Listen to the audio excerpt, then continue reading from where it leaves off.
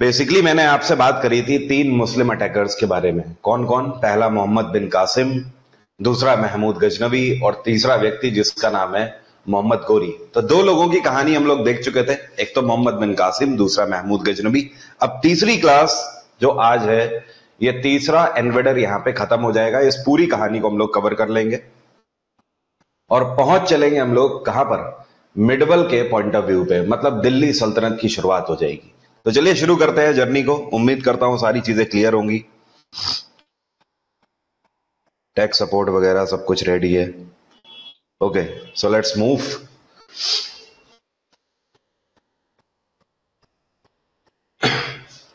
पिछली क्लास जो थी वहां पर हम लोगों ने बात कर ली थी कि महमूद गजनवी ने किस तरीके से भारत में 17 बार आक्रमण किया और इन 17 आक्रमण में क्या क्या सिनेरियोज रहे और कैसे फिर बाद में उसे मुंह की खानी पड़ी जाट कम्युनिटी के सामने और उसके बाद उसकी मृत्यु हो जाती है 1030 में।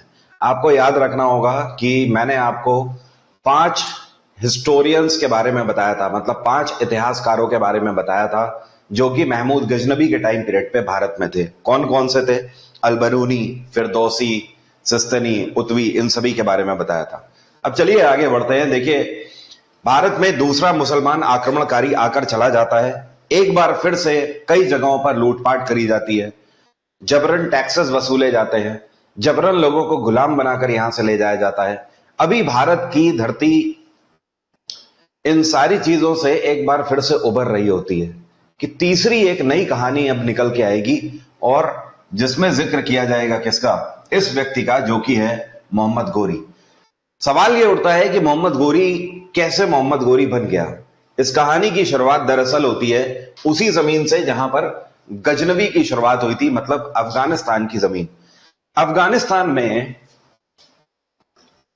जिस तरीके से एक प्रोविंस है जिसको गजनी के नाम से जाना जाता था, उसी तरीके से एक और प्रोविंस है जिसको गोर के नाम से जाना जाता है। किस नाम से? गोर। गोर भी एक वहां का प्रांत है। अब जो गोर है, यहां पर एक धर्म की शिक्षा देने वाले गुरु हुआ करते थे जिनका नाम था कुतुबुद्दीन बख्तियार काकी। क्या नाम था? कुतुबुद्दीन बख्तियार काकी। ये क्या करते थे? इस्लाम धर्म का प्रचार प्रसार किया करते थे। अब बख्तियार काकी अगर इस्लाम धर्म का प्रचार प्रसार कर रहे हैं तो जाहिर सी बात है इनके कई सारे शिष्य होंगे। इनकी फॉलोइंग्स यहां पर तगड़ी थी, हजारों की फॉर्म में इनके शिष्य हुआ करते थे गोर में। और इन्हीं में से एक इनका सबसे सुपीरियर शिष्य था जिसका नाम था मोहम्मद बिन साम। क्या नाम था? मोहम्मद बिन साम। ये एक नई कहानी की शुरुआत हो रही है, ध्यान देना। अब जो कुतुबुद्दीन बख्तियार काकी हैं, इनका हिसाब किताब कुछ ऐसा था कि थे तो ये स्पिरिचुअल लीडर या गुरु आप बोल सकते हो, जो कि धर्म से जुड़ी हुई शिक्षा दे रहे हैं और अच्छी बातें बता रहे हैं धर्म के बारे में। लेकिन ये देखने वाला हिसाब किताब था। कहीं ना कहीं ये फतेह चाहते थे कहां पर? ये आसपास के किसी ऐसे सूबे पर फतेह चाहते थे जिसकी वजह से गोर में संपन्नता आ जाए, क्योंकि गोर भी गरीब हुआ करता था। यहां पर भी सिर्फ ईंट पत्थर, इसके अलावा इस जमीन पे क्या ही उगता था? खाने के लाले पड़े हुए थे। तो ये जो काकी थे, काकी ये चाहते थे कि किस तरीके से गोर की रंगत बदलेगी। पिछली क्लास में आपने देखा कि आसपास के हमारे इतिहास में जितने भी आक्रमणकारी रहे हैं उनके लिए तो भारत एक मोमेंटम चांस की तरह हुआ करता था कि हाँ भाई, कहीं पर भी अगर संपन्नता चाहिए तो वो भारत है, भारत ही जाना है, भारत में ही संपन्नता मिल सकती है। तो भैया कुतुबुद्दीन बख्तियार काकी के साथ हिसाब किताब ऐसा था कि 60 के ऊपर उम्र हो चली थी, मुंह में दांत नहीं है, पेट में हाथ नहीं है, लेकिन खाना है उनको बटर चिकन, वो भी बोन वाला। भैया ये तो अजीब तरीके की स्थिति है। बटर चिकन भी खाना है बोन वाला, मुंह में दांत नहीं है, पेट में हाथ नहीं है, पॉसिबल कैसे हो पाएगा? तो जो वो सपना खुद पूरा नहीं कर सकते थे, अब वो सपना किससे कराएंगे? अपने शिष्य से पूरा कराएंगे। और इसके लिए इन्होंने चुना किसको? मोहम्मद बिन साम को। बख्तियार काकी के द्वारा एक दिन अचानक से मोहम्मद बिन साम को सभी हजारों शिष्यों के बीच में बुलाया जाता है और वहीं पर कुतुबुद्दीन बख्तियार काकी के द्वारा मोहम्मद बिन साम को डिक्लेयर कर दिया जाता है गोर का सुल्तान। मतलब काकी का कहना होता है, आओ मोहम्मद बिन साम, और आज से तख्त तुम्हारा है। तो मोहम्मद बिन साम का कहना होता है, गुरु जी आप कैसी बात कर रहे हो? इसके लिए तो मैंने सोचा ही नहीं था, मैं तो तैयार ही नहीं था। कहते थम जाओ, मैं हमेशा थोड़ी रहूंगा इस तख्त पर। इस तख्त को एक नई सोच की जरूरत है, एक नए खून की जरूरत है। तो तुम इस तख्त पर बैठो। आज से गौर को संभालना, इसकी बागडोर संभालना तुम्हारे हाथ में। अंदर ही अंदर तो खुश हो रहा होता है मोहम्मद बिन साम। कहता है यार ये क्या कर दिया गुरुजी ने, मुझे तो पता ही नहीं था मैं गुरुजी का इतना फेवरेट हूं। खैर, गौर के तख्त पर बैठा दिया जाता है मोहम्मद बिन साम को, और उसी दिन से इसका नाम क्या पड़ जाता है? मोहम्मद गोरी। क्या नाम पड़ जाता है? मोहम्मद गोरी। क्योंकि गौर का सुल्तान है, इस वजह से वो क्या कहलाता है? मोहम्मद गोरी। रियल नेम इसका क्या था? मोहम्मद बिन साम। अब गौर के तख्त पर बैठ तो जाता है मोहम्मद बिन साम, खुश है, अपने आप को सुल्तान फील भी कर रहा है पहली बार। लोग खिदमत में हैं, और कहीं ना कहीं कुतुबुद्दीन बख्तियार काकी एडवाइजर के रूप में कार्य करने लगते हैं, कंसल्टेंट के रूप में कार्य करने लगते हैं। ये सारी चीजें निरंतर चलती रहती हैं कुछ महीनों तक। 3 से 4 महीने बीत जाते हैं। उसके बाद कुतुबुद्दीन बख्तियार काकी आते हैं एक दिन। बख्तियार काकी का कहना होता है मोहम्मद गोरी, आगे किस तरीके से गौर को चलाया जाए, गौर का एडमिनिस्ट्रेशन कैसे चलेगा, गौर आगे कैसे खुद की हिफाजत कर पाएगा, और सबसे बड़ी चीज गौर में संपन्नता कैसे आएगी, क्या सोचा है तुमने आगे के लिए? अब ये सारी बातें सुनने के बाद मोहम्मद गोरी अक्का बक्का एकदम, कोई जवाब ही नहीं। कह रहा ये सब क्या होता है, ये सब प्लानिंग तो हमने करी नहीं है। कहते तो तुम काहे के सुल्तान हो फिर? किस बात के तुम सुल्तान हो, किस बात के तुम तख्त पर बैठे हुए हो? जब तुम्हारे पास विजन ही नहीं है आगे, तुम गौर में जो इस टाइम पे दरिद्रता है उसको संपन्नता में कैसे बदलोगे? इस चीज के बारे में सोचो, क्योंकि ये हजारों लोग अब सिर्फ तुम्हारे ऊपर निर्भर हैं।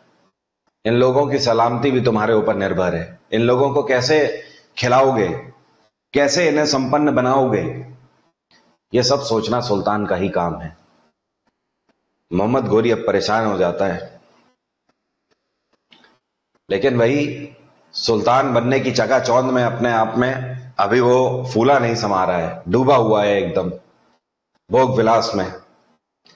1-2 महीने फिर गुजरते हैं, बख्तियार काकी आते हैं, कहते हैं क्या हुआ मोहम्मद गोरी, तुमने कुछ सोचा? दिमाग से सबसे पहले तो सोचता है कि यार ये फिर आ गया, यार चटने आ गया एकदम से। अभी मैं लुफ्त ही ले पा रहा हूं इस पोस्ट का, ये आ जाते हैं बार बार मेरा दिमाग चाटने कि क्या सोचा क्या सोचा। अरे भाई सोच लूंगा, गुरुजी यार दिमाग मत खराब करो, क्या आप बार बार वही एक चीज लेकर आ जाते हो? सोच लेंगे यार आगे, आपने क्या कर लिया तख्त पे बैठ के, तो मैं भी कुछ ना कुछ कर ही लूंगा। वो कहते हैं नहीं, मोहम्मद बिन कासिम का इतिहास उठा के देखो। जब फारस में कुछ भी नहीं हुआ करता था, उसके बाद फारस कैसे संपन्न हो गया। और अभी ज्यादा दूर नहीं, गजनी का इतिहास उठा के देख लो कि जहां पर महमूद गजनवी ने किस तरीके से गजनी में संपन्नता भर दी। यह संपन्नता कहां से आई? दोनों के इतिहास में एक ही चीज कॉमन है, और वो क्या है? वो है भारत। कहने का मतलब वही वाला हिसाब किताब जो पिछली क्लास में भी आपको बताया था। जैसे कि आईआईटी करना है तो कोटा जाना होगा, यूपीएससी करना है तो मुखर्जी नगर जाना होगा, तो सेम उसी तरीके से इन लोगों के लिए ये जगह क्या बन गई थी? भारत बन गई थी उस टाइम पे, कि अगर संपन्नता चाहिए तो कहां जाना होगा? भारत जाना होगा, क्योंकि सोने की चिड़िया है, संपन्नता का समुंदर है, और समुंदर से 1-2 लोटे या 1 बाल्टी पानी निकाल लिया तो उसमें कुछ घट थोड़ी जाएगा। और इसी के चलते एक बार फिर से ध्यान केंद्रित होता है मोहम्मद गोरी का, किधर? भारत की तरफ। और ये ध्यान केंद्रित कौन करता है? कुतुबुद्दीन बख्तियार काकी। काकी का कहना होता है कि अगर संपन्नता चाहिए, जरा सोचो कि मोहम्मद बिन कासिम ने 1 बार आक्रमण किया था भारत पे, महमूद गजनवी ने 17 बार आक्रमण किया भारत पे।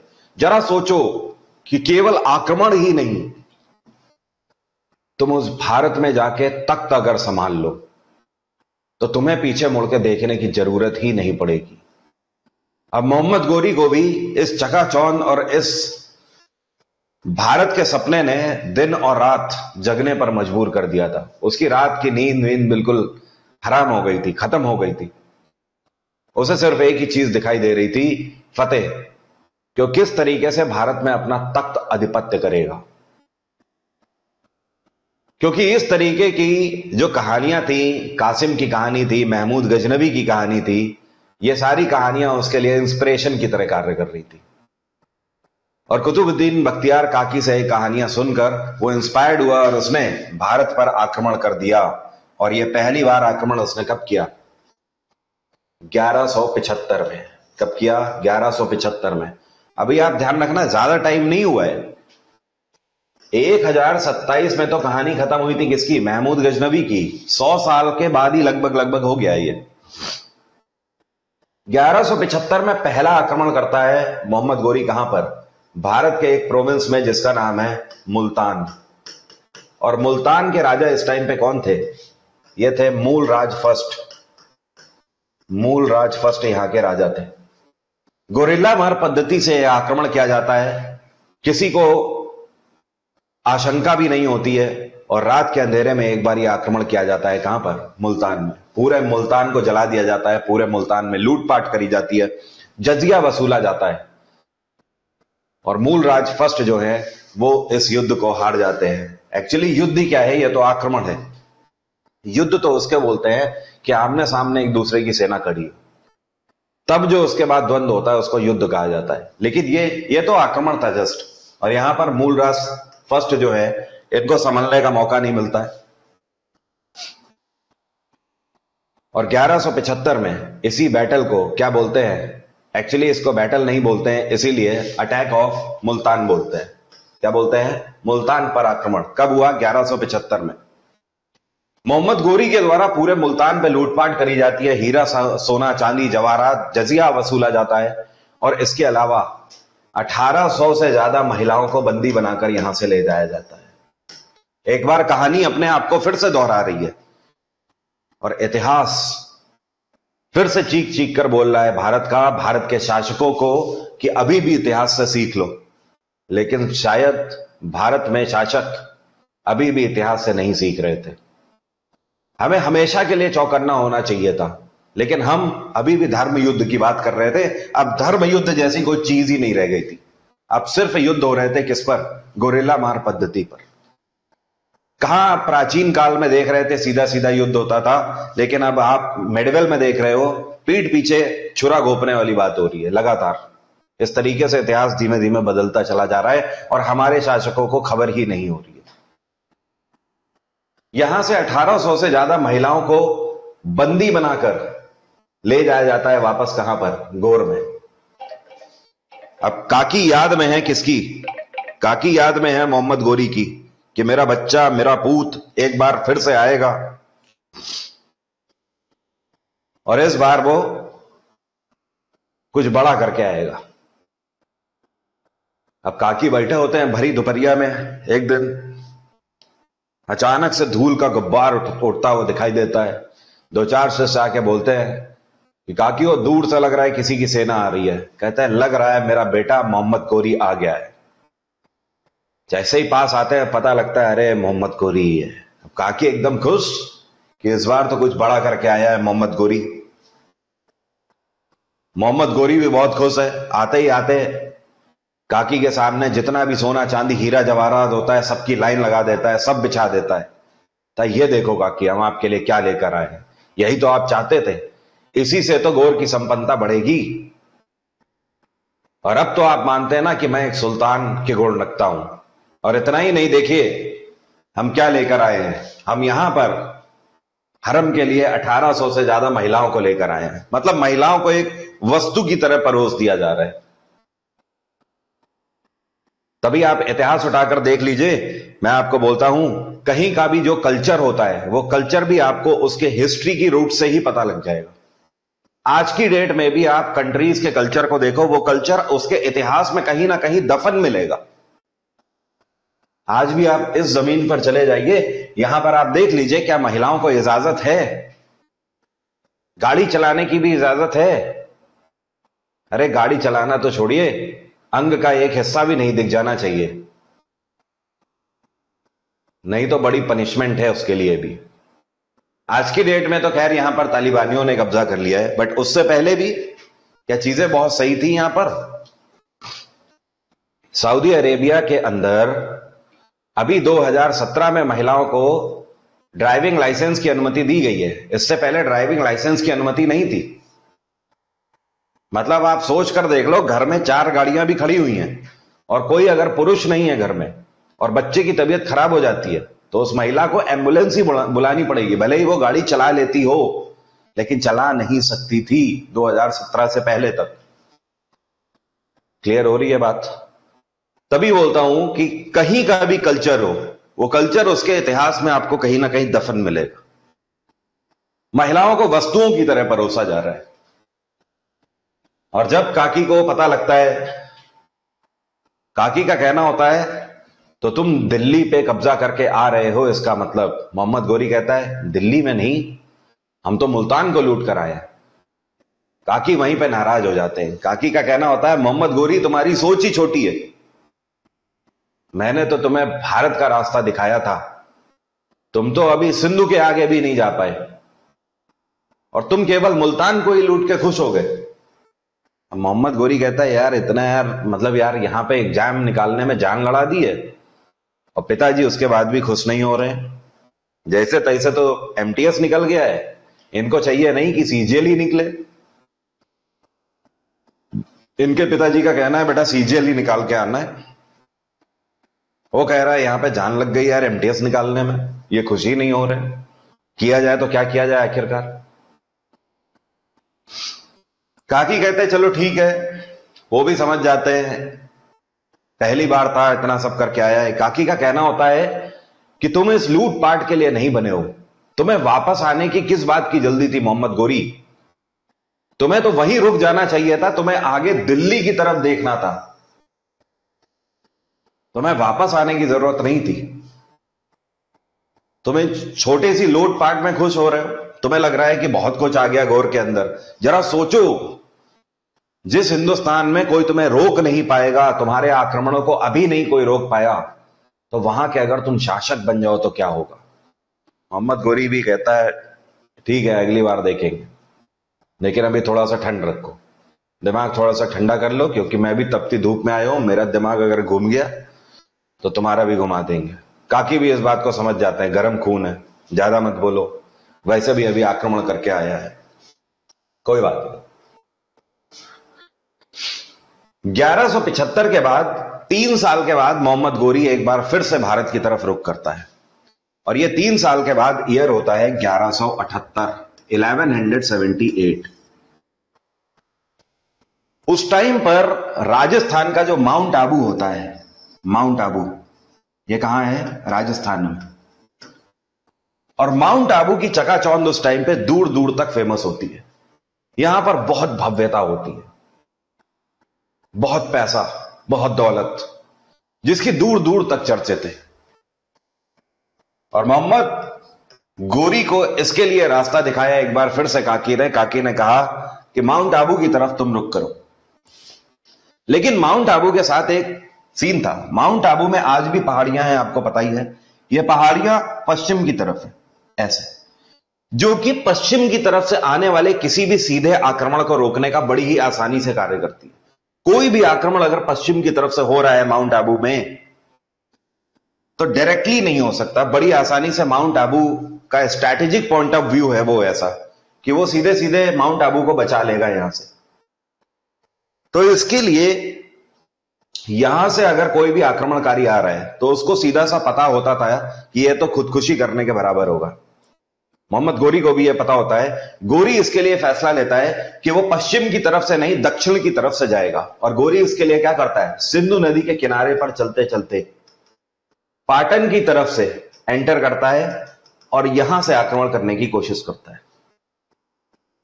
इस टाइम पर माउंट आबू के राजा होते हैं राजा भीमदेव सेकंड। कौन है, भीमदेव सेकंड। राजा भीमदेव सेकंड एक प्रतापी और शूरवीर शासक थे, अपनी टेरिटरी का चप्पा चप्पा जानने वाले और साथ में बहुत ज्यादा अवेयर भी रहते थे, हमेशा हमेशा अपने प्रांत की रक्षा में तत्पर। और ये जो माउंट आबू की जो पहाड़ियां हुआ करती थी, यहां पर माउंट आबू के दूत बैठा करते थे, मतलब स्पाई, जासूस बैठा करते थे, जिनका काम सिर्फ यही होता था कि आसपास रेडियस में आने वाला दूर दूर तक अगर कोई सेना की छावनी दिख रही है तो उसकी खबर अपने राजा को देना।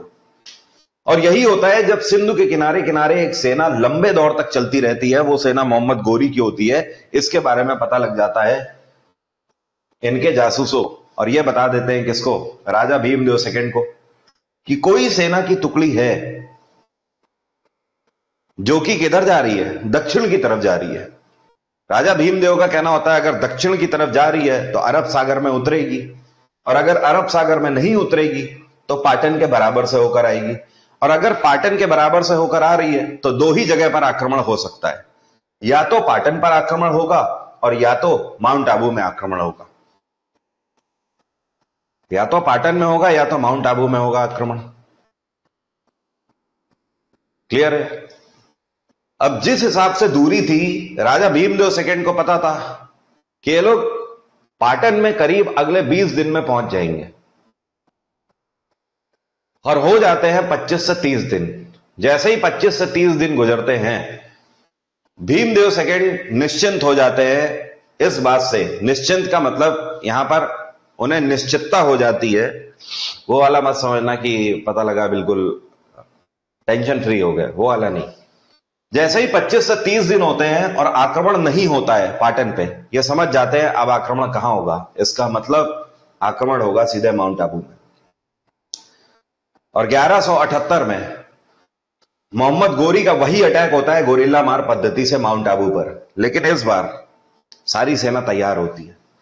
ये लोग सोचते हैं जाके धप्पा बोल देंगे हर बार की तरह, लेकिन धप्पा बोलने के लिए पहले ही यहां पे सेना तैयार होती है माउंट आबू की। मोहम्मद गोरी का आक्रमण होता है और सामने माउंट आबू में भीमदेव सेकंड की सेना होती है। दोनों के बीच में युद्ध होता है और बड़ी ही आसानी से वही वाला हिसाब किताब आ जाता है। भीमदेव सेकंड की तलवार और मोहम्मद गोरी का सर। राजा भीमदेव का कहना होता है भाई अगर कोई समस्या है तो मुझे बताओ, आखिर तुम हो कौन, सबसे पहले तो तुम अपना परिचय दो। उसका कहना होता है मैं गोर का सुल्तान मोहम्मद गोरी हूं। उनका कहना होता है तो यहां क्यों आए हो, यहां क्या करने आए हो? हमने क्या तुमसे ब्याज पे पैसा लिया था जो यहां वसूलने आए हो तुम? कहता नहीं, मैं तो बस आक्रमण करने आया हूं। दूर दूर तक माउंट आबू की चकाचौंध के चर्चे हैं, हमने भी सोचा कि एक दो गगरी हम भी भर लें। कहते हैं अच्छा अभी तुम्हें गगरी भरवाते हैं। कहता है अब यहां से तो वापस जा नहीं पाओगे तुम मोहम्मद गोरी। मोहम्मद गोरी को भी कुतुबुद्दीन बख्तियार काकी ने सिखा और समझा कर भेजा होता है बहुत अच्छी तरीके से कि हिंदुस्तान का कोई भी शासक निहत्तों पर वार नहीं करता है। और मोहम्मद गोरी को पता होता है कि जब इस सिचुएशन में फंसना है तो क्या करना है। मोहम्मद गोरी तुरंत अपनी तलवार फेंक के हाथ ऊपर करके सॉरी सर गलती हो गई, सर पापा जी माय बाप गलती हो गई, अब नहीं होगी, उठक बैठक लगाने लगता है। राजा भीमदेव सेकंड समझ तो गए होते हैं कि भुना हुआ चावल है एकदम, सिखा समझा के इसको भेजा गया है। इसको सब पता है कि यहां के शासक किसी भी निहत्ते पर वार नहीं करते हैं, लड़ने का सामने से मौका देते हैं पूरा। वो वहां पे उठक बैठक करने लगता है, कहता बोलो तो पापा जी मुर्गा बन जाए, ऐसे नीचे से हाथ डाल के ऐसे पकड़ के। राजा भीमदेव सेकंड ये सब देख रहे होते हैं। कहते ठीक है गोरी, हम तुम्हें मार तो सकते नहीं है क्योंकि तुम निहत्ते हो और निहत्तों पे हम वार नहीं करते। ये धर्म की भूमि है भारत, यहां पर निहत्तों पर वार नहीं किया जाता। लेकिन दोबारा इधर की तरफ आंख उठा के मत देखना। और इनकी खातिरदारी राजा भीमदेव सेकंड बहुत अच्छे से करा देते हैं। खातिरदारी का मतलब समझ रहे हैं? हाँ, नाक वाक फूट जाती है, कान वान सूज जाते हैं, आंखें आंखें बाहर आ जाती है, थोड़ा दो चार घंटे तक इनकी मरम्मत अच्छे से हो जाती है और मरम्मत करके वापस भेज दिया जाता है। जाते टाइम मोहम्मद गोरी कहता है यहीं से चले जाएं शॉर्टकट लेके। भीमदेव सेकंड का कहना होता है चुपचाप यहां से निकल, जहां से आया था वहीं से जा और दोबारा दिखियो मत यहां पे। अगर दोबारा दिख गया तू यहां पे तो वापस नहीं जा पाएगा इस बार। मोहम्मद गोरी वापस सीधे किधर? गोर। अब इधर कुतुबुद्दीन बख्तियार काकी याद में है कि बेटा इस बार दिल्ली फतेह करके आ रहा होगा। दूर से ही वो बूढ़ी आंखें ताक रही थी मोहम्मद गोरी को कि बच्चा मेरा आ रहा होगा दिल्ली पर फतेह करके, लूट के। पता लगा एक बार फिर से सेना पहुंचती है और काकी एकदम से कॉन्फिडेंस में, मेरा बच्चा मोहम्मद गोरी, मैं सपना ही कल देख रहा था कि तूने पूरी दिल्ली पर फतेह कर ली है, तूने पूरा माउंट आबू जीत लिया है, आखिर तू मेरा सपना साकार करके आ ही गया। और उधर से मोहम्मद गोरी एकदम बौखलाया हुआ उतरता है, चमचमा हुआ कटार लेके एकदम भागता है किसके यूपीए, काकी की तरफ मारने को दौड़ता है। काकी भगते हैं, काकी कह रहे मुझे ही क्यों मारने को दौड़ रहा है, कह रहा दोबारा आज के बाद बोल मत देना हिंदुस्तान जाने के लिए, जितना होना था हो गया। मेरी हालत देख रहे हो, आज के बाद मैं कभी हिंदुस्तान की तरफ रुख नहीं करूंगा। और यह सही बात थी। आज जब इतिहास को पढ़ेंगे तो आपको पता लगेगा मोहम्मद गोरी इसके बाद कभी भी भारत में नहीं आने वाला था। लेकिन एक बार इतिहास और दस्तूर मजबूर करेंगे कि मोहम्मद गोरी जाएगा हिंदुस्तान फिर से। यहां पर उसे नहीं पता है कि अब वो फिर से कभी हिंदुस्तान जाएगा, वो तो सोच चुका है कि उसे अब हिंदुस्तान कभी नहीं जाना।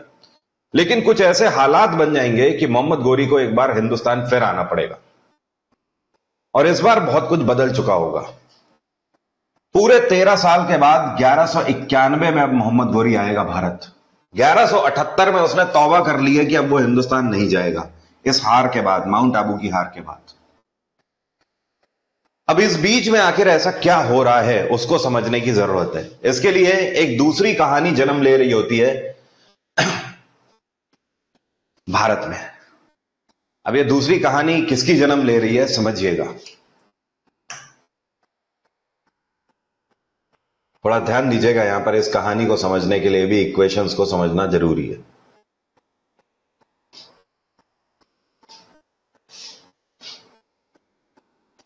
भारत में ये वाला जितना हिस्सा हुआ करता था इस टाइम पे, ऐसे समझिएगा, ये यमुना नदी बह रही है, ठीक है, ओके। तो यमुना के इस तरफ वाला ये जितना भी हिस्सा है, ये पूरा क्या कहलाता था, दिल्ली कहलाता था। उस टाइम पे इसको दिल्ली नहीं ढिल्लिका बोलते थे। क्या बोलते थे, ढिल्लिका बोलते थे।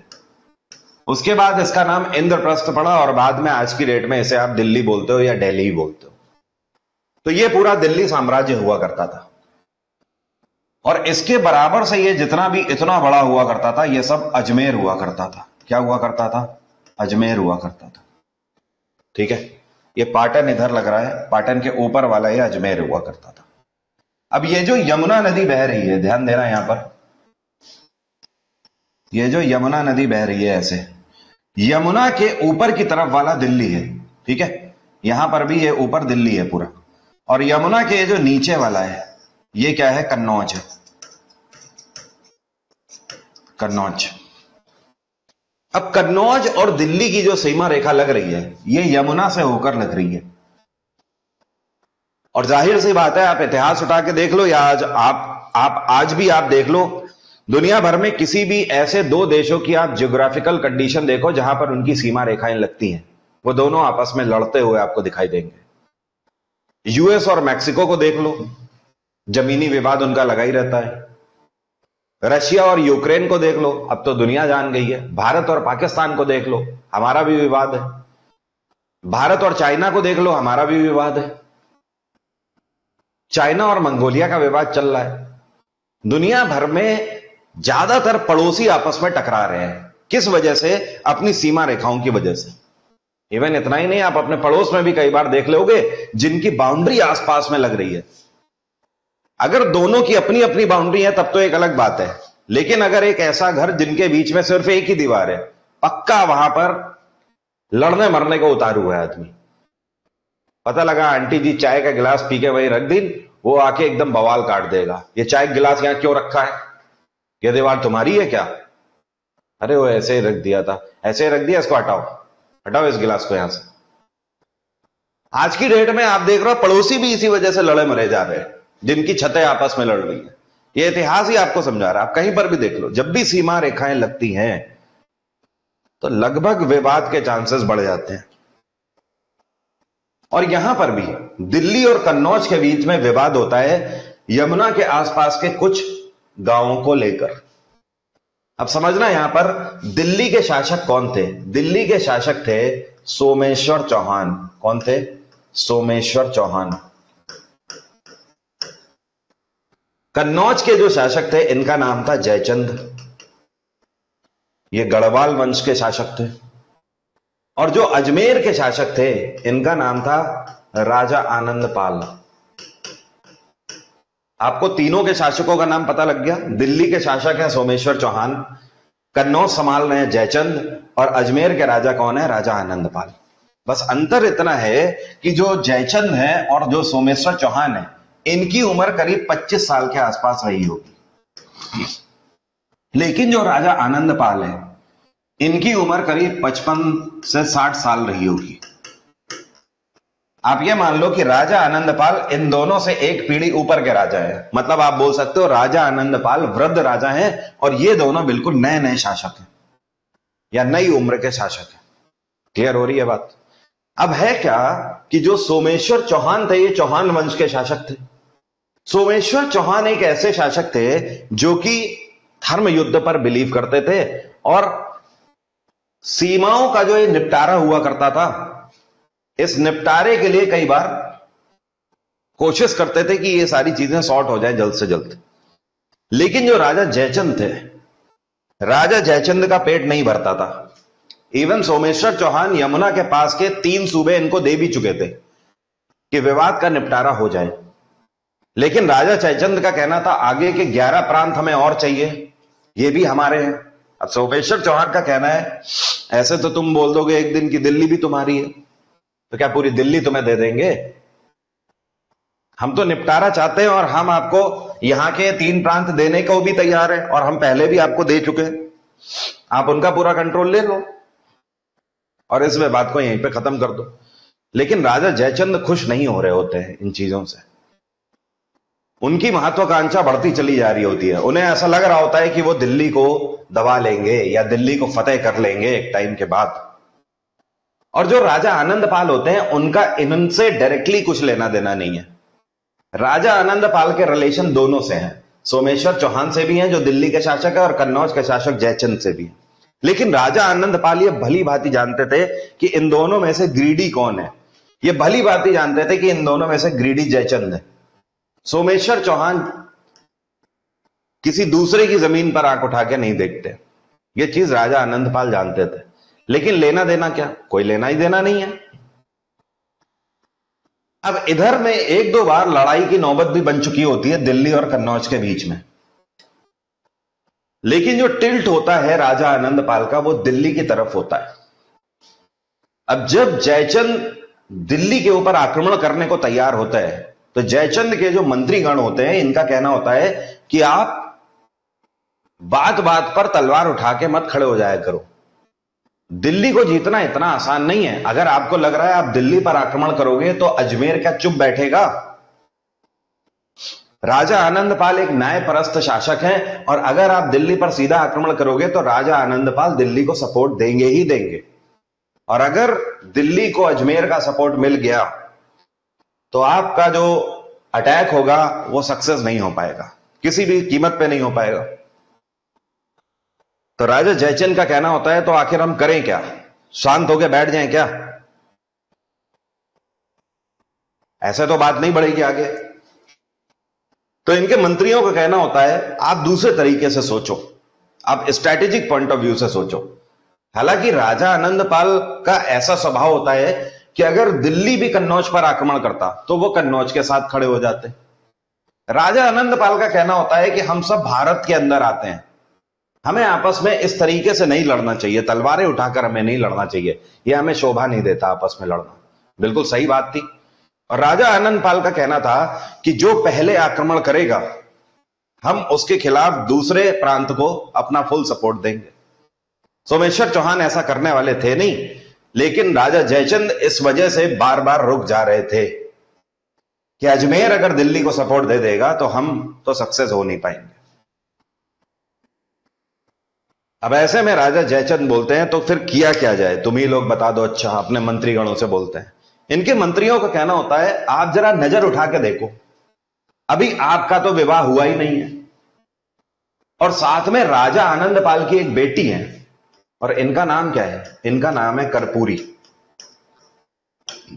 ये अजमेर की राजकुमारी हैं कर्पूरी। इनका भी अभी विवाह होना है। इनके मंत्रीगण बोलते हैं कि जो काम तलवार से नहीं हो सकता वो काम विवाह से हो जाएगा। आप जाके अजमेर के राजा आनंदपाल से कर्पूरी का हाथ मांग लो। अगर कर्पूरी से आपकी शादी हो गई तो हमेशा के लिए अजमेर और कन्नौज का रिश्ता जुड़ जाएगा। फिर दिल्ली अकेली हो जाएगी, फिर आप दिल्ली भी आराम से ले लोगे। राजा जयचंद कहते हैं, व्हाट एन आइडिया सर जी, ये तो मेरे दिमाग में ही नहीं आया, ये तो ऐसे ही काम हो जाएगा तुरंत। और इनका कहना होता है राजा आनंदपाल वैसे भी आगे चल के, वैसे भी वो वृद्ध शासक हैं, 5-10 साल के बाद उनका रिटायरमेंट आ रहा है, उसके बाद ये सब अजमेर किसको मिलेगा? ये सब अजमेर भी आपको मिल जाना है। जयचंद का कहना होता है, यार आइडिया तो बिल्कुल बढ़िया है, मैं तो वोडाफोन के साथ चल रहा था, अब तो दोनों को मिलाना पड़ेगा, अब यह बन जाएगा वोडाफोन आइडिया। राजा जयचंद अगली सुबह पहुंच जाते हैं अपनी नक्काशीदार बग्घी निकाल के, बेहतरीन चमचमा शेरवानी पहन के, हीरे पन्ने के माले पहन के, पगड़ी में जड़ित हीरे और पन्ने, सीधे पहुंच जाते हैं कहां? राजा आनंदपाल के दरबार में। राजा आनंदपाल भव्य स्वागत करते हैं कि कन्नौज के शासक राजा जयचंद आए हैं हमसे मिलने के लिए। दोनों शासक मिलते हैं। थोड़ी देर में राजा आनंदपाल का पूछना होता है कि कन्नौज के शासक, कन्नौज के नरेश राजा जयचंद हमारे यहां कैसे पधारे हैं, बताइए हम आपके लिए क्या कर सकते हैं। इनका कहना होता है, कर तो गुरुजी आप ही सकते हो, और तो किसी से बात बनेगी नहीं। कहते हैं बताइए। इनका कहना होता है, हम आपकी बेटी कर्पूरी का हाथ मांगने आए हैं, हम कर्पूरी से विवाह करना चाहते हैं।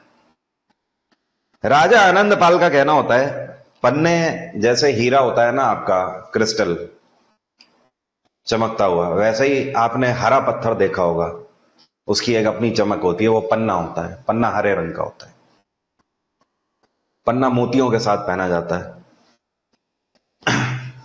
अब जयचंद का कहना होता है कि हम तो आपकी बेटी से विवाह करने के लिए रिश्ता लेकर आए हैं, हमें आपकी बेटी का आप हाथ दे दीजिए बस, और हमें कुछ नहीं चाहिए।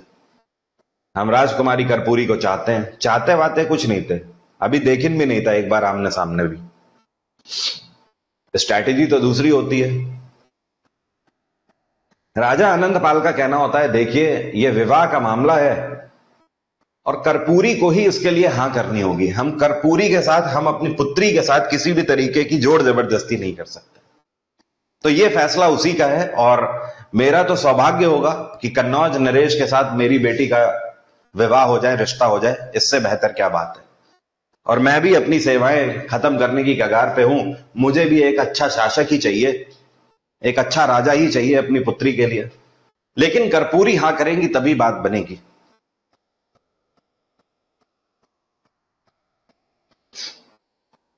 अब कर्पूरी को बुलाकर पूछा जाता है, उसके बाद राजा जयचंद तो वापस आ जाते हैं। जब कर्पूरी को बुलाकर पूछा जाता है तो इनका कहना होता है, ऐसा तो कुछ नहीं है, और पिताजी मैं आप पर ही छोड़ देती हूं ये सारी चीज, ये आप ही डिसाइड करिए। अब राजा आनंदपाल इस बात को समझ रहे होते हैं, और राजा आनंदपाल पहले से ही कर्पूरी के विवाह के लिए सोमेश्वर चौहान को देख रहे होते हैं। ये एक बहुत बड़ी शख्सियत और शूरवीर शासक है सोमेश्वर चौहान। जयचंद का कद इनके आगे बहुत छोटा है, ये आप समझ लो। ये बहुत बड़े प्रतापी शासक है, और राजा आनंदपाल चाहते होते हैं कि सोमेश्वर चौहान से रिश्ता हो। राजा आनंदपाल उसकी के 2-4 दिन के बाद, क्योंकि उन्हें पता होता है अब यह बात ज्यादा दिन तक ऐसे ही नहीं रहेगी, राजा जयचंद फिर से रिश्ता भिजवाएंगे, और ऐसे करके बात बिगड़ जाएगी, बार बार मना करते हुए। राजा आनंदपाल तुरंत जाते हैं सोमेश्वर चौहान के पास अपनी पुत्री के रिश्ते की बात करने। सोमेश्वर चौहान हां कह देते हैं, और अचानक से जयचंद के पास जाके कन्नौज में एक दूत पहुंचता है लेटर लेके। जयचंद खुश हो जाते हैं, कहते हैं लग रहा है रिश्ते की हां आ गई। जयचंद कहते हैं पढ़ो क्या लिखा है इसमें।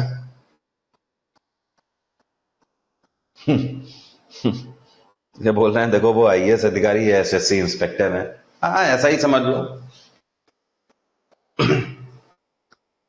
तो अब जयचंद का कहना होता है पढ़ो इसको, क्या लिखा है इसमें, क्या लेकर आए हो तुम अजमेर से।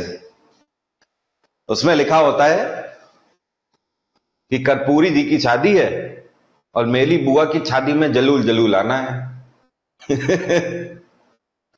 राजा जयचंद कहते हैं एक बार फिर से पढ़ो, ये क्या पढ़ रहे हो बकवास, पागल पागल हो गए हो क्या। कहता सच में ये शादी का कार्ड है गुरुजी, इसमें वेन्यू लिखा हुआ है, तेल पूजन मात्र पूजन लिखा हुआ है, बारात की टाइमिंग लगी हुई है, कितने बजे बारात हमारे निवास स्थान से उठेगी ये लिखा हुआ है, और साथ में डिनर की टाइमिंग लिखी हुई है।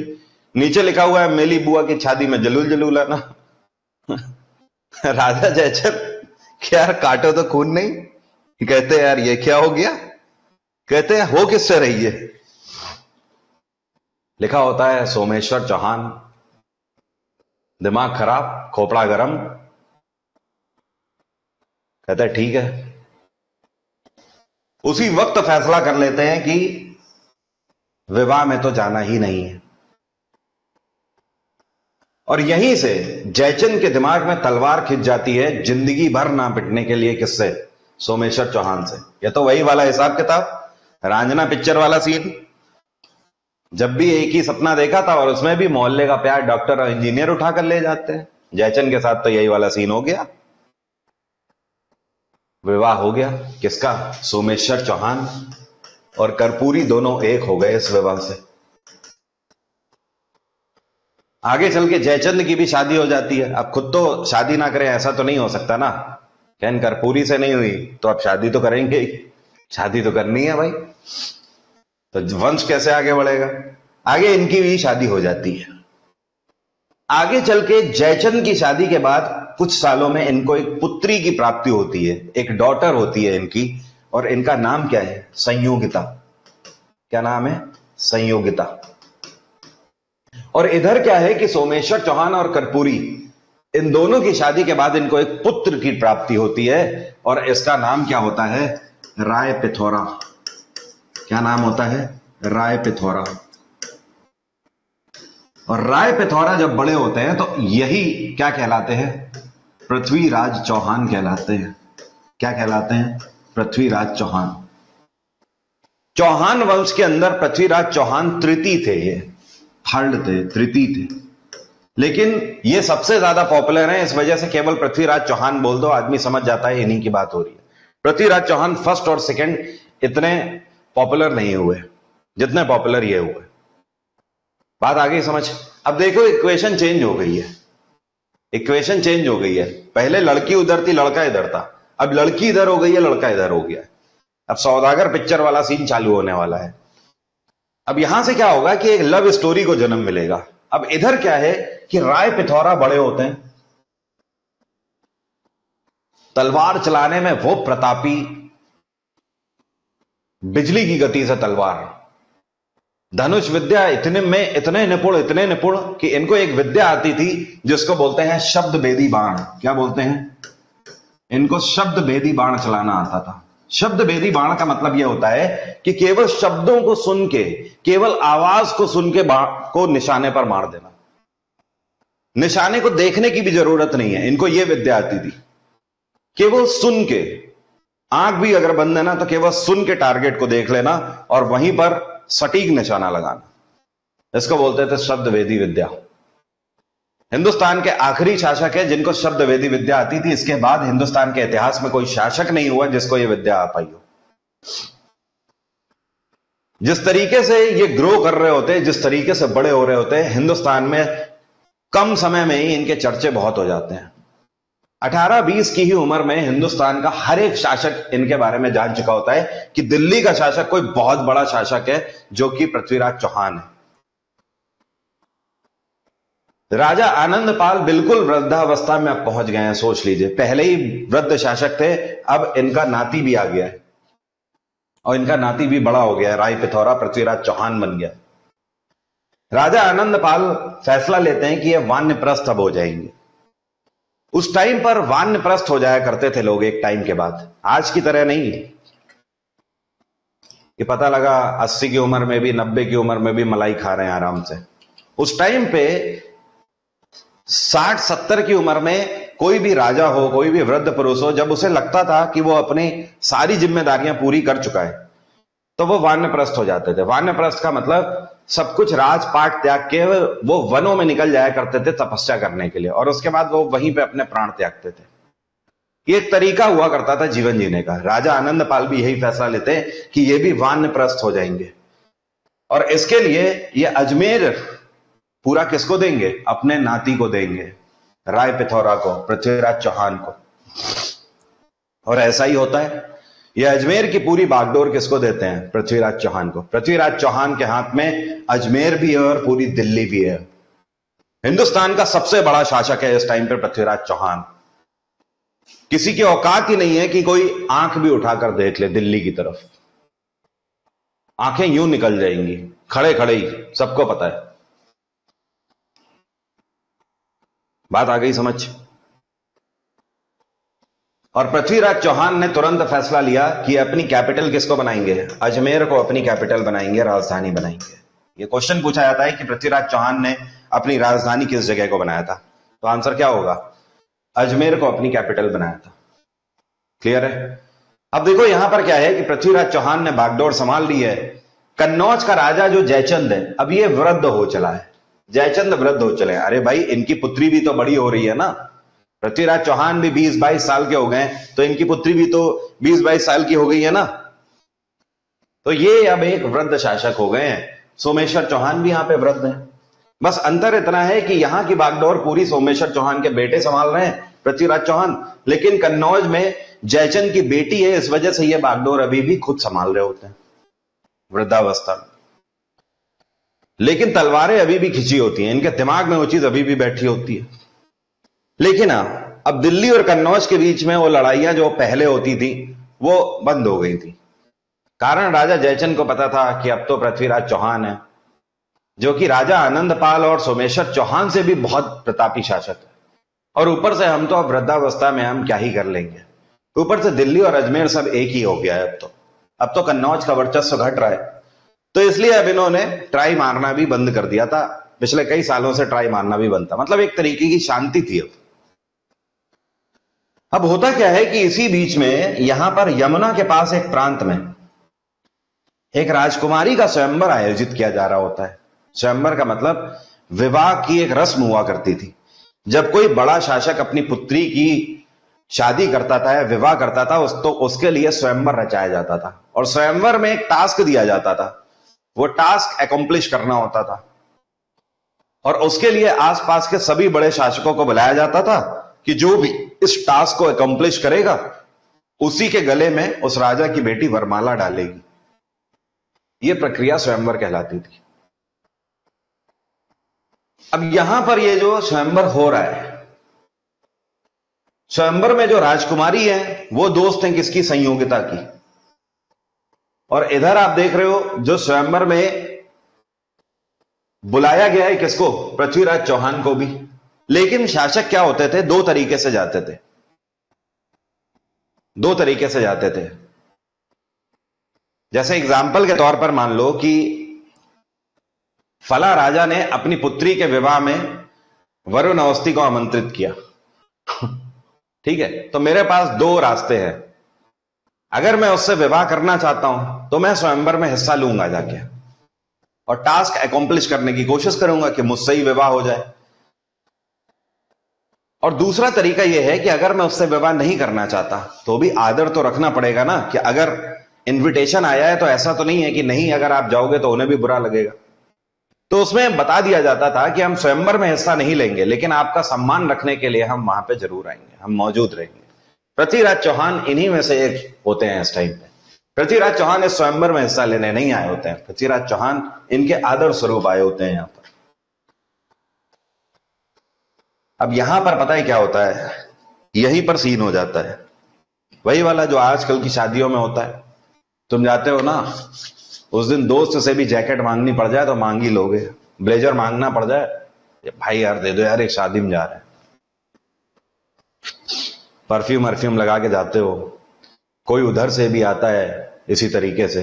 और उसके बाद आजकल की शादियों में आप देखते ही हो फिर नैन मटक्का होता है, 2-4 बार नैन लड़ते हैं, तेरे मस्त मस्त दो नैन, दिल गाने लगता है, तुमसे मिलके दिल का है तो हाल क्या कहें। और उसके बाद धीमे धीमे व्हाट्सएप नंबर एक्सचेंज हो जाते हैं। बस इतना ही होने की देरी होती है। और अगर इतना भी नहीं होता है तो सबसे पहले तो शुरुआत हो जाती है कहां से, कि भाई नाम ही पता कर लो केवल एक बार। नाम पता लगा नहीं कि तुरंत फेसबुक में या इंस्टा पे सर्च करना है, वहां पे वो मिल जाएगी और वहां पे जाके उससे बात करनी है। 2-4 बार बात में ही पता लग जाएगा कि कांटेक्ट नंबर मिलना है कि नहीं मिलना है। कांटेक्ट नंबर मिल गया तो उसके बाद व्हाट्सएप तक बात आ जाती है, फिर आ जाती है फोन तक, और फोन के बाद फिर मिलना हो जाता है और फिर चीजें आसान हो जाती है। क्लियर हो रही है बात? तो ये उस समय पर भी हुआ करता था।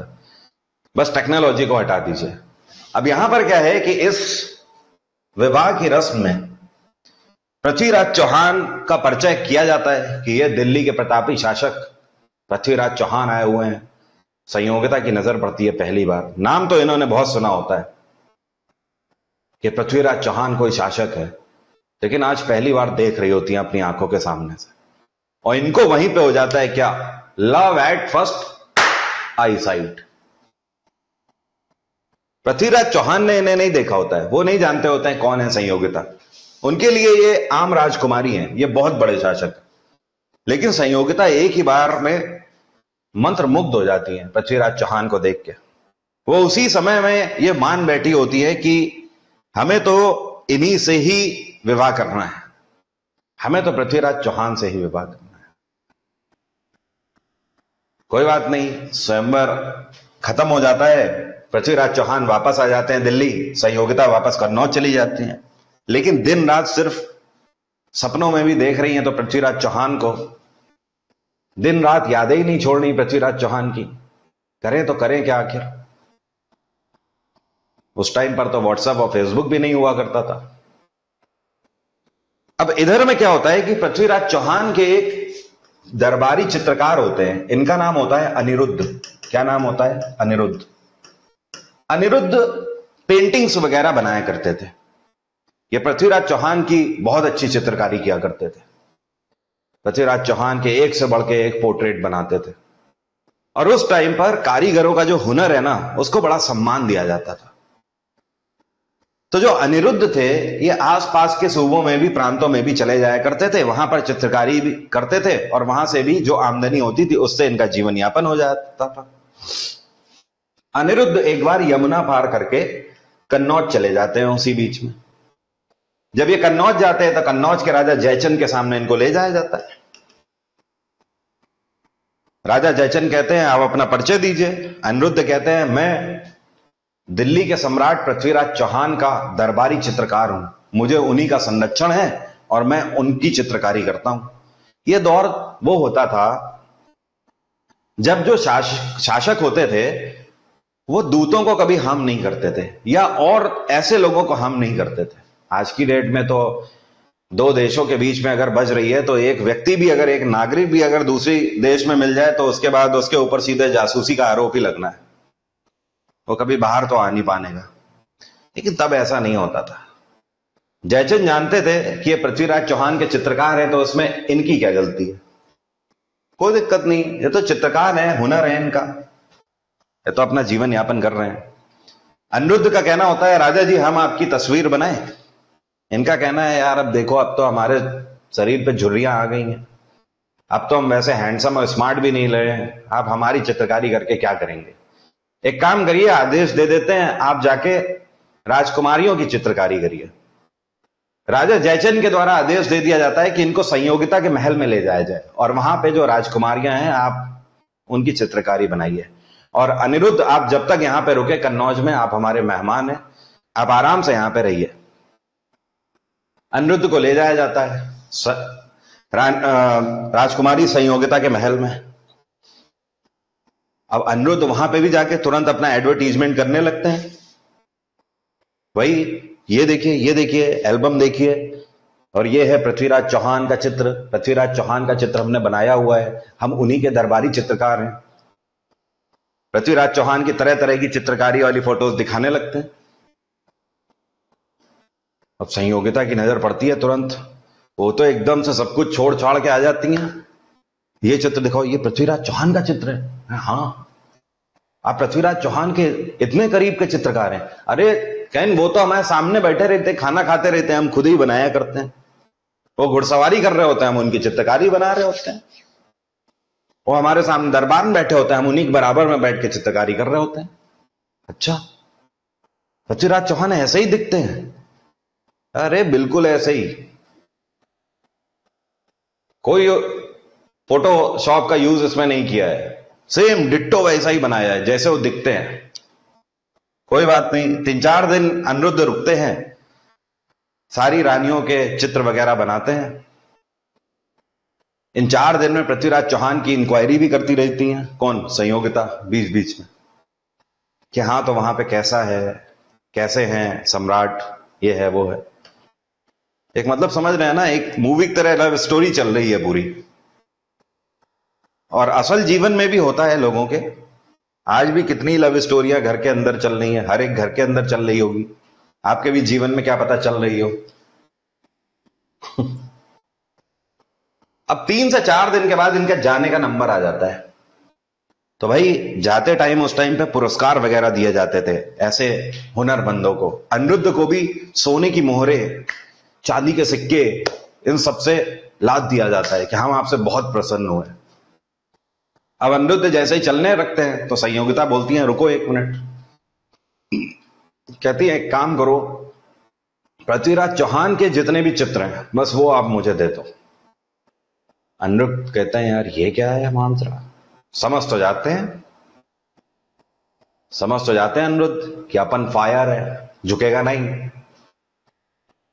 अनिरुद्ध कहते हैं, ठीक है, हम तो और बना लेंगे, आप रख लीजिए, ये सब दे देते हैं। वापस आ जाते हैं। अब वापस आके अनिरुद्ध पृथ्वीराज चौहान को ये सब बताते हैं। पृथ्वीराज चौहान सुन तो लेते हैं, मुस्कुरा देते हैं, लेकिन उनके लिए बात आई गई हो जाती है। संयोगिता सब कुछ पूछ चुकी होती है अनिरुद्ध से कि पृथ्वीराज चौहान किस दिन कहां पर बैठते हैं, कहां पर अपना दरबार लगाते हैं। और संयोगिता के द्वारा उस टाइम पर व्हाट्सएप वगैरह नहीं होते थे, फेसबुक मैसेंजर नहीं होते थे। उस टाइम पे मैसेंजर का काम कौन करता था? कबूतर करते थे। क्या करते थे? कबूतर। कबूतरों को ट्रेंड किया जाता था, ये एक से दूसरी जगह चिट्ठी पहुंचाने का काम करते थे। और संयोगिता की तरफ से आखिरकार एक चिट्ठी थमाई जाती है कबूतर को, और उसको आदेश होता है कि तुम्हें जाना है कहां पर? दिल्ली में संदेशा जाके पहुंचाना है पृथ्वीराज चौहान को। अब ये कबूतर पहुंचता है, पृथ्वीराज चौहान के पास संदेश पहुंचता है। इस लेटर को जैसे ही खोलते हैं तो वही फर्स्ट वाला लेटर, हमेशा जानते हैं ना उसमें क्या क्या लिखा रहता है।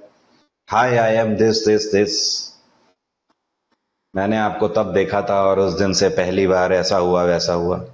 नितिन कुमार का पूछना है, क्या ये सच है सर? मैं अपने इतिहास से खिलवाड़ करूंगा क्या? आपको क्या लग रहा है कि ये मजाक चल रहा है उतनी देर से? भारत के इतिहास से खिलवाड़ मैं कभी भी नहीं करूंगा, ना ही किसी को करने दूंगा। ऑब्वियसली ये सच है डियर।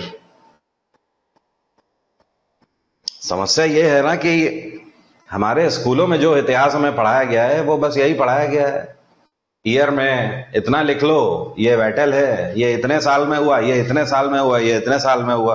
तभी तो हमें गलत फहमी रही कि इतिहास सबसे बोझ है, बोझिल सब्जेक्ट है, लदा रहेगा हमारे कंधों पर और हम उसके बोझ तले दब जाएंगे। लेकिन ऐसा नहीं है।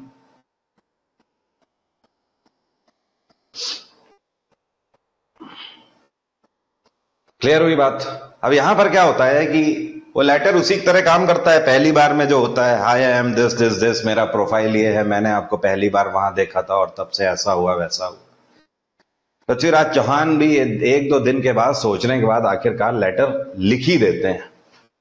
अब इधर से भी कबूतर उड़ता है और इधर आ जाता है, फिर इधर से कबूतर उड़ा इधर पहुंच गया।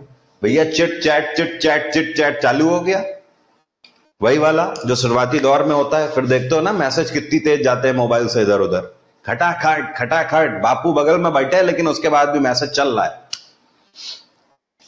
अम्मा 2 घंटे से बोल रही है कि बेटा जाके दूध ले आओ, अरे मम्मी ले आएंगे, अरे मम्मी अभी पढ़ाई कर रहे हैं, 1 मिनट बस। पता लगा मैसेजिंग चल रही है। अब यहां पर भी हिसाब किताब चल रहा होता है। एक कबूतर इधर से उड़ रहा है, उधर पहुंच रहा है, उधर से एक कबूतर उड़ रहा है, इधर पहुंच रहा है। अब इसी बीच में एक समस्या हो जाती है, जो समस्या आमतौर पे घरों पे होती है आजकल। जैसे कि अचानक से पता लगा एक दिन आप वॉशरूम के अंदर नहा रहे हो और तुम्हारा फोन तुम्हारे बेड पे रखा है बाहर, और उसी पे सम्मन स्पेशल का मैसेज आ जाए, ऊपर लिखा हुआ है आई एम मिसिंग यू, 2-4 दिल बने हुए हैं और 2-4 पाउच बने हुए हैं। और वो देख लें तुम्हारे पिताजी, फिर क्या होगा? सेम वैसा ही यहां पे कुछ हो जाता है। पृथ्वीराज चौहान की तरफ से जो कबूतर उड़ता है, ये लेटर जाके गलती से गिरा देता है किसके महल में? ये गलती से गिरा देता है कन्नौज के शासक जयचंद के महल में। और अब लग जाता है पिताजी को पता। पिताजी लेटर पढ़ लेते हैं, सारा माजरा उन्हें समझ आ जाता है। काटो तो खून नहीं, राजा जयचंद गुस्से से आग बबूला और पागल तुरंत रात में ही अपनी सारी सभा बुलाते हैं और कहते हैं रातों रात ये खबर कर दी जाए, सुबह तक हर एक सूबे में यह पत्र पहुंच जाना चाहिए कि रानी संयोगिता जो हैं, इनका स्वयंवर रचाया जा रहा है बहुत ही जल्द। ये तुरंत फैसला ले लेते हैं कि संयोगिता की जो शादी होगी, संयोगिता का विवाह होगा, वो पृथ्वीराज चौहान से नहीं होगा, बाकी चाहे किसी भी शासक से हो जाए। इनका तो पर्सनल भी हो रखा है ना। पर्सनल क्यों हो रखा है? क्योंकि एक टाइम पे कर्पूरी को सोमेश्वर चौहान से विवाह करा दिया गया था। ये तो एक जगह प्यार में भी शिकस्त खा चुके हैं, समझ रहे हो? और यहां पे टेरिटरी में तो खा ही रहे थे शिकस्त। अरे तीसरी बार ऊपर से मतलब इनकी पुत्री को मोहब्बत हो गई, किससे? पृथ्वीराज चौहान से हो गई है। कैसे बर्दाश्त कर लेंगे? खुद सोचो, आप इस बाप की जगह खुद को रख के देखो, क्या आलम होगा। राजा जयचंद को तो यह चीज कभी एक्सेप्टेड नहीं। और इसी के चलते क्या होता है, एक स्वयंवर का आयोजन किया जाता है। पृथ्वीराज चौहान को यह बात पता लगती है कि रानी संयोगिता का स्वयंवर होने वाला है। पृथ्वीराज चौहान खुश हो जाते हैं। पृथ्वीराज चौहान का कहना होता है कोई दिक्कत नहीं, कितना भी बड़ा टास्क हो, हिंदुस्तान का कोई भी शूरवीर शासक मेरे आगे डिगा पाए, मुझे सवाल ही नहीं उठता। पृथ्वीराज चौहान के जो कवि होते हैं चंद्रवरधाई, उनको भी पता होता है, उनका भी कहना होता है राय पिथौरा आपके सामने तो कौन ही कर पाएगा। वो ऐसा क्या कार्य है जो आप नहीं कर सकते हो स्वयंवर के दौरान? हर कार्य आप संपन्न कर सकते हो, कोई भी बड़ा से बड़ा प्रतापी शासक आपके सामने नहीं टिक पाएगा। पृथ्वीराज चौहान का कहना होता है कोई दिक्कत नहीं, बस स्वयंवर का पत्र तो आने दो, बाकी टेंशन नहीं है, बाकी तो संयोगिता से विवाह हम कर ही लेंगे। लेकिन होता क्या है कि जयचंद के द्वारा सबको स्वयंवर के लिए पत्र भिजवाया जाता है, पृथ्वीराज चौहान को पत्र ही नहीं भिजवाया जाता है। पृथ्वीराज चौहान परेशान है, कश्मकश में है कि यार ये तो इनविटेशन ही नहीं आया, अब क्या किया जाए। और उस टाइम पर जो स्वयंवर हुआ करता था, ये 21 दिनों का हुआ करता था। पहले आपको पता है शादी के लिए जो बारात वगैरह आती थी, वो 1-1 महीना रुका करती थी। पहले 21 दिनों का होता था, फिर 19 दिनों में आया, फिर 19 के बाद 11 दिनों का प्रावधान हो गया, फिर 1 हफ्ते तक बारात रुकती थी, फिर 2-3 दिन तक अभी बारात चलती थी। जब मैं छोटा था तो 2-3 दिनों तक तो चलती थी, मुझे याद है 95-98 में, जब मैं 7-8 साल का था। और आज की डेट में तो आपको पता ही है, घंटों में ही निपटा दिया जाता है फटाफट से। तो जो शादी का प्रावधान है लगातार कम होता जा रहा है। लेकिन उस टाइम पे 21 दिनों का विवाह होता था। जो भी आते थे दूर दराज से राजे महाराजे, सबको बैठाला जाता था, सबको अपने अपने राजमहल में जगह दी जाती थी। जैसे कन्नौज में स्वयंवर हो रहा है, तो दूर प्रांतों से जितने भी राजे आ रहे हैं, सबको एक अलग अलग पूरा महल दिया जाता था। वहां पर उनकी खिदमत होती थी सुबह से शाम तक। कोई भी सेरेमनी हो रही है तो उन्हें बुलाया जाता था, फिर वो अपने कमरों में आराम के लिए चले जाते थे। घुड़सवारी कर रहा है कोई बागों में टहल रहा है, ऐसे होता था। लेकिन पृथ्वीराज चौहान को लेटर नहीं गया होता है। अब स्वयंवर चल रहा होता है, ये पूरी रस्म है 21 दिन की स्वयंवर की, लेकिन एक दिन वो मेन वाला होना है काम। क्या? जिस दिन वो टास्क अकम्प्लिश करने के लिए दिया जाता था, अब वो मेन दिन आ जाता है। और उसके जस्ट एक दिन पहले की बात है, राजा जयचंद के द्वारा कन्नौज के महल के बाहर एक बड़ा सा पुतला बनवाया जाता है, और यह पुतला किसका होता है? पृथ्वीराज चौहान का पुतला होता है। पृथ्वीराज चौहान का पुतला होता है। और राजा जयचंद के द्वारा पूरे राज दरबार में ठहाके मारे जाते हैं, हंस हंस के इंट्रोडक्शन दिया जाता है कि दिल्ली का राजा, हिंदुस्तान का सबसे बड़ा कहलाने वाला शासक पृथ्वीराज चौहान आज हमारे दरबार के सामने दरबारी बन के खड़ा हुआ है, और जितने भी शासक आए होते हैं वो सब उनकी बातों पे ठहाके मार के हंस रहे होते हैं। क्या हा हा हा हा हा, राजा जी आपने तो पृथ्वीराज चौहान को अपना दरबारी बना के रख दिया। और उसके बाद पृथ्वीराज चौहान के माता और पिता का नाम भी इस बुत के बराबर में लिखा गया होता है। जब यह बात पृथ्वीराज चौहान को पता लगती है, पृथ्वीराज चौहान पहले भी कोशिश एक बार कर चुके होते हैं कि नहीं हम तो जाएंगे स्वयंवर में, तो माता कर्पूरी ने उन्हें समझा दिया होता है। माता कर्पूरी का कहना होता है कि बेटा कहीं पर भी आन से बड़ा कुछ नहीं है, सेल्फ रिस्पेक्ट से बड़ा कुछ नहीं है। अगर तुम्हें नहीं बुलाया गया है तो उस जगह पे तुम्हें नहीं जाना चाहिए। भगवान शिव ने भी ऐसा ही किया था, मां शक्ति ने भी ऐसा किया था। उन्होंने भी कहा था कि जहां पे शिव को इज्जत नहीं मिलेगी वहां पे मैं खड़ी नहीं हो सकती, फिर चाहे वो मेरा घर ही क्यों ना हो। तो ये सारी चीजें एक किनारे हैं, लेकिन तुम्हारा वर्चस्व, तुम सबसे प्रतापी शासक हो, तुम किसी एक ऐसी जगह जाओगे जहां तुम्हें बुलाया नहीं गया है। पृथ्वीराज चौहान मान भी गए होते हैं, लेकिन 2 से 3 दिन में पृथ्वीराज चौहान को पता लगता है कि उस सभा में पृथ्वीराज चौहान के साथ साथ सोमेश्वर चौहान और माता कर्पूरी का भी मजाक उड़ाया गया। पृथ्वीराज चौहान गुस्से से आग बबूला और एकदम से अपने घोड़े पर निकल पड़ते हैं, सफेद घोड़े पर, अकेले दिल्ली से कन्नौज की तरफ। और कन्नौज में इस दिन राजसभा का आयोजन होता है। यह सभा कुछ इस तरीके की होती है कि ये आसपास के सूबों के जितने भी शासक बुलाए गए होते हैं सब यहां पर गेस्ट की तरह बैठे होते हैं। बीच में स्वयंवर का आयोजन किया जा रहा होता है। यहां पे राजा जयचंद और यहां पर जयचंद की पुत्री संयोगिता बैठी हुई है, और यहां पर सारे टास्क परफॉर्मिंग चल रहे हैं। अब इसी सभा में अचानक से पृथ्वीराज चौहान का घोड़ा एंटर करता है। जी हां, बिल्कुल फिल्मी स्टाइल में अकेला घोड़ा इस पूरे राज दरबार के अंदर, महल के अंदर एंटर कर रहा है। सब देख रहे हैं कि ये कौन है, कौन है, अरे ये कौन है। तब तक एक आध बता दिए एक दूसरे को, अरे ये तो पृथ्वीराज चौहान है, यही पृथ्वीराज चौहान है, यही है। अरे नहीं ये नहीं, अरे यही है पृथ्वीराज चौहान, गारंटी, हम तो पर्सनली जानते हैं। जब तक घोड़ा एंटर कर ही रहा है तब तक पूरी सभा में माहौल अलगी हो गया है, पृथ्वीराज चौहान, पृथ्वीराज चौहान।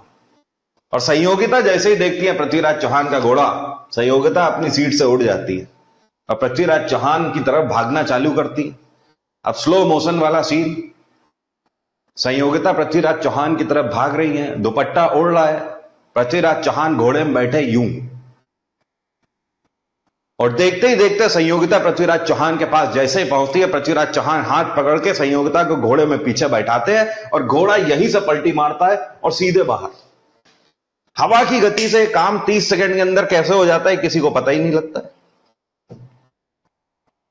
तब तक एक आध शासक एकदम से उठते हैं अपनी तलवार निकाल के पीछे, तब तक दूसरा एकदम से उसको बैठा लीज, उसकी थाई में हाथ पकड़ के, अरे बैठो, कहीं कहां जा रहे हो? कह अरे छोड़ेंगे नहीं आज, हम हमारा स्वयंवर से लेके जा रहे हैं राजकुमारी को, ऐसे कौन हो सकता है? तब बैठ जाओ, नहीं तो अभी इतना पटक के मारे जाओगे ना यहाँ पे। कहीं पता है कौन है? पृथ्वीराज चौहान है।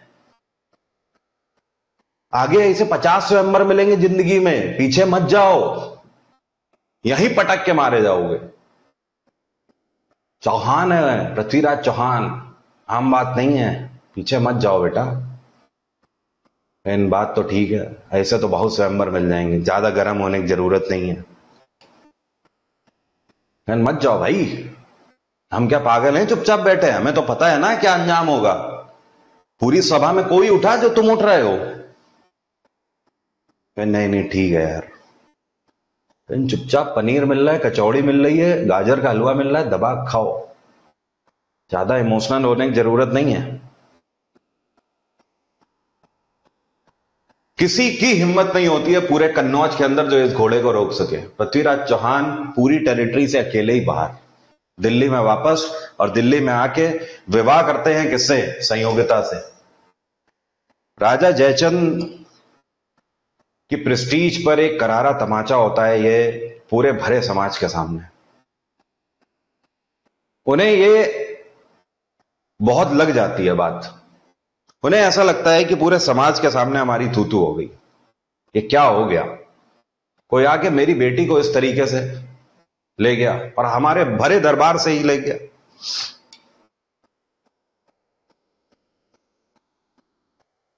राजा जयचंद तैयार हो जाते हैं तुरंत तलवार उठा के कि नहीं अब तो दिल्ली पर कूच करना ही होगा। लेकिन जितने भी मंत्रीगण होते हैं वो कहते हैं हम आपका साथ नहीं देंगे इस युद्ध में, हम दिल्ली पर आक्रमण करने के लिए अब तैयार नहीं है। राजा जयचंद का कहना होता है ऐसा क्यों? वो कहते हैं बेगानी शादी में अब्दुल्ला दीवाना क्यों हो रहा है। उनका कहना होता है कि जब रानी संयोगिता को ही मंजूर है, रानी संयोगिता ने तो विरोध नहीं किया, वो तो खुद जाके पृथ्वीराज चौहान के घोड़े में बैठ गई, तो इसमें आप और हम क्या करने वाले हैं? इसमें तो उनकी इच्छा है, और इच्छा के विरुद्ध तो विवाह नहीं हो रहा है, तो इसलिए हम कन्नौज का साथ नहीं देंगे। यह वो दौर था जब कन्नौज के शासक जयचंद अकेले पड़ गए। आज की बात यहीं तक रहेगी, इसके आगे की स्टोरी अगली क्लास में स्टार्ट होगी। और अगली क्लास में कौन आ जाएगा? अब इसी स्टोरी के आगे मोहम्मद गौरी को आना पड़ेगा बीच में, कैसे आएगा अगली क्लास में पता लगेगा। फिलहाल आज की बात यहीं तक रहेगी। और साइंस की पीडीएफ अपलोड हो गई है, जिन लोगों को अभी भी नहीं पता है आप लोग डाउनलोड कर लीजिए, अपलोड हो गई थी, कल अपलोड हो गई थी, ठीक है। उम्मीद करता हूं आप लोगों को हिस्ट्री इंटरेस्टिंग लग रही होगी, तगड़ी लग रही होगी। इतिहास आप कभी भी नहीं भूलेंगे, मेरी गारंटी है, और इतिहास से मोहब्बत हो जाएगी। और इसके बाद जो क्वेश्चन प्रैक्टिस होगी नेक्स्ट बैच में, उसके बाद आप धुआंधार बैटिंग करोगे। तो हम लोग अपने आप को तैयार कर रहे हैं इस फाउंडेशन बैच के थ्रू 2023 के सभी एग्जाम्स के लिए। अच्छा, एक चीज और आपको बता दूं, पिछली क्लास में बहुत संशय था कुछ स्टूडेंट्स को, क्योंकि इस क्लास में देखो बहुत सारे स्टूडेंट ये बोल रहे हैं कि सर, ऐसी क्वेरी आ रही है कि सर मैंने तो 1500 रुपए दिए हैं सीजीएल वाले बैच के लिए, और इसी में सीएचएसएल वाले आ रहे हैं, तो बाद में रजिस्ट्रेशन लेना फायदेमंद होता है क्या 800 रुपए में? देखिए मैं आपको बता दूं, जो फाउंडेशन बैच ले रहे हैं आपको इसी बैच में कंप्यूटर भी मिलेगा, आपसे हम कंप्यूटर की फी नहीं लेंगे। जो फाउंडेशन बैच में रजिस्टर कर रहे हैं खुद को, आपसे हम कंप्यूटर की फी नहीं लेंगे। लेकिन जो सिर्फ जीएसजीके के लिए रजिस्टर करके आ रहे हैं, आपको कंप्यूटर का बैच जो 24 से स्टार्ट हो रहा है वहां पे आपको एनरोल करना पड़ेगा। तो आप टेंशन मत लीजिए, आपको यहां फायदा मिल रहा है ना। दूसरी एक और चीज, जो सीएचएसएल के स्टूडेंट्स बाद में आके जुड़े हुए हैं, उन स्टूडेंट्स को रिकॉर्डेड क्लासेस जो पिछली हैं 11-12 क्लासेस हैं, वो आपको पहले की रिकॉर्डेड ही देखनी पड़ेगी। लेकिन जो स्टूडेंट्स पहली क्लास से हैं वो लाइव भी देख रहे हैं, इंटरेक्ट भी कर पा रहे हैं मुझसे। जी हाँ, कंप्यूटर का लेवल वही रहेगा। कंप्यूटर के देखो दो ही लेवल होते हैं, या तो स्पेशल ऑफिसर का लेवल होता है, वो अलग होता है। बाकी चाहे आप जुडिशरी का पेपर कर लो, चाहे आप स्टेट का पेपर कर लो, चाहे बैंक का पेपर कर लो, और चाहे आप एसएससी में कर लो, इन सब का लेवल एक ही है। बस स्पेशल ऑफिसर वाला लेवल अलग होता है, जैसे कि आईबीपीएस में एक स्पेशल ऑफिसर का निकलता है ना, आईटी ऑफिसर का, उसका लेवल बिल्कुल अलग है, उसके लिए नहीं। या फिर जेई वगैरह है तो उसका लेवल अलग होता है, बाकी इन सब का लेवल एक ही है। कंप्यूटर का बैच 24 तारीख को स्टार्ट हो रहा है, तो जो फाउंडेशन के बिना वाले स्टूडेंट्स हैं आप लोग उससे पहले रजिस्टर कर लेना वहां पे, ठीक है। बाकी मेंस का बैच आपको पता ही है ना, मैं मेंस का बैच 19 तारीख से स्टार्ट कर रहा हूँ, 19 दिसंबर से। ऐसे स्टूडेंट्स जिनको लग रहा है कि वो 130 से 40 के आसपास इस बार ले आएंगे सीजीएल में, तो आपको इस बार मेंस के लिए रेडी रहना है, ठीक है। तो मेंस का 19 तारीख से बैच हम स्टार्ट कर रहे हैं। इसमें भी आपके पास ऑप्शन है, आप फाउंडेशन ले सकते हो या सिर्फ जीएसजी के ले सकते हो। इसमें टॉपिक वाइज तो मैं कराऊंगा ही कराऊंगा, ऐसा डिटेलिंग नहीं रखूंगा। ये फाउंडेशन है इसलिए डिटेलिंग रख रहा हूं, यहां पर तो आप पढ़ चुके हो ना सब, तो यहां पर टॉपिक को कवर करेंगे, टॉपिक से रिलेटेड क्वेश्चंस को कवर करेंगे। ठीक है, साथ में स्टेटमेंट वाले क्वेश्चंस को यहां पे करेंगे। ठीक है, तो ये मेंस का बैच देखे रहना, ये हम टारगेट लेके चल रहे हैं एसएससी सीजीएल मेंस का, जो भी इस बार देंगे। और कल मेरी क्लास नहीं है, कल सेम टाइम पे साइंस की क्लास है, क्योंकि पिछले 3 दिन से लगातार मैं क्लास ले रहा हूं। तो अब कल ट्यूसडे को साइंस का होता है, तो कल साइंस ही आपको 12:30 बजे मैडम कराएंगी। मेरी आपसे मुलाकात होगी परसों 12:30 बजे। ठीक है, मंडे, वेंसडे और फ्राइडे मेरी क्लास होती है। Bye everyone, take care, have a nice day, आपका दिन मंगलमय हो। बाय। मिडवेल की पीडीएफ मैं अपलोड कराता हूं, कल हो जाएगी अपलोड। ठीक है, कल चेक कर लेना, कल हो जाएगी upload. Bye bye, take care, have a nice day, bye.